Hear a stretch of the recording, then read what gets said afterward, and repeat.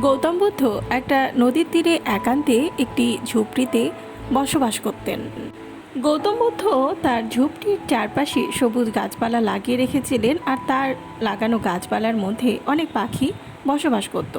সকাল বিকেল পাখির মধুর শব্দে গৌতম বুদ্ধকে সবসময় আনন্দিত করে রাখত। এমন মনে হতো এই গাছপালা, পশু পাখি, নদী সবই যেন গৌতম বুদ্ধের পরিবার। গৌতম বুদ্ধ নিজের এই পরিবারের সাথে খুব আনন্দে থাকতেন। একদিন ভোরবেলা গৌতম বুদ্ধ দেখেন তার দরজার পাশে এক জমিদার দাঁড়িয়ে আছে।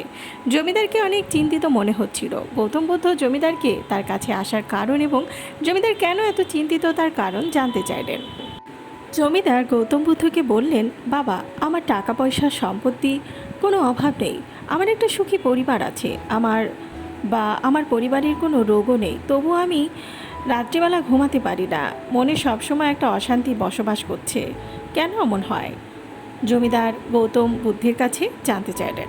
গৌতম বুদ্ধ জমিদারের কথা মনোযোগ দিয়ে শুনলেন, আর গৌতম বুদ্ধ জমিদার মাথায় হাত বুলিয়ে বললেন, দেখো, তোমার কাছে সব কিছু আছে ঠিক, কিন্তু তোমার কাছে সেই জিনিস নেই যে জিনিস তোমার নিদ্রার জন্য প্রয়োজন।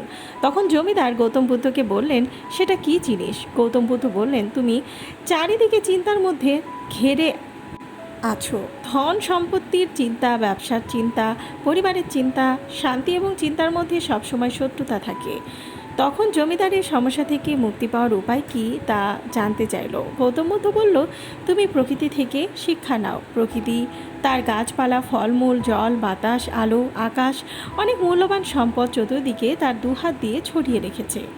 তুমি যদি প্রকৃতি থেকে প্রেরণা নিয়ে প্রকৃতির মতো নিজের জীবন গঠন করো, তাহলে দেখবে তোমার জীবনের সব চিন্তা আর সমস্যা দূর হয়ে যাবে, আর রাতে ভালোভাবে ঘুমাতেও পারবে।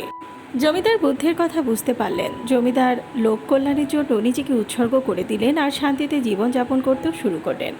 আসলে জ্ঞান এবং ধন তুমি যতই দান করবে তার থেকে অনেক বেশি ফিরে পাবে।